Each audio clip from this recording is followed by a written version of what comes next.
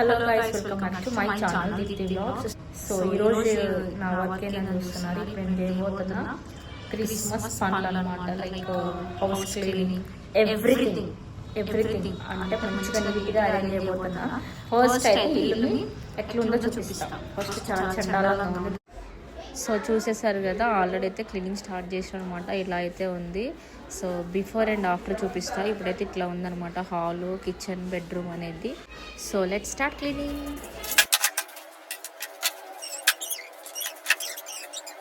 So ఎంత చెత్త ఉందంటే, లైక్ అన్వాంటెడ్ థింగ్స్ అన్నీ నా దగ్గరే ఉంటాయి అన్నమాట.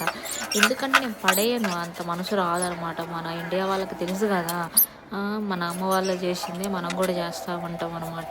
అరే ఇది పడేస్తే దేనికి యూస్ అవుతుందో, అది పడేస్తే దేనికి యూస్ అవుతుందో అని చెప్పేసి ఇది ఒక పెద్ద రోగం అనమాట.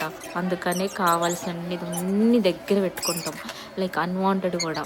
అందుకనే గిన్నెలన్నీ ఏం చేసినా అంటే నేను మొత్తం తీసి అన్నీ కావాల్సిన వారికి మాత్రమే, జస్ట్ లిమిట్ కొన్ని గిన్నెలు మాత్రమే దగ్గర కావాల్సిన వరకునే అక్కడ పెట్టుకొని మిగతావన్నీ ప్యాక్ చేసేసి మొత్తం పైన పడేసినాయి. ఈవెన్ బుక్స్ కూడా అన్నీ అన్వాంటెడ్ ఏదైతే ఉందో అంత మెస్సీ కనిపించకుండా అన్నీ అయితే పైన పడేసినాం అనమాట కొంచెం. సో ఆల్రెడీ ఇప్పుడైతే ఈరోజు నాకైతే టైం జరుపుకోలేదు. సో రేపైతే నేను మొత్తం వాషింగ్ ఎవ్రీథింగ్ అంతా చేయాలి.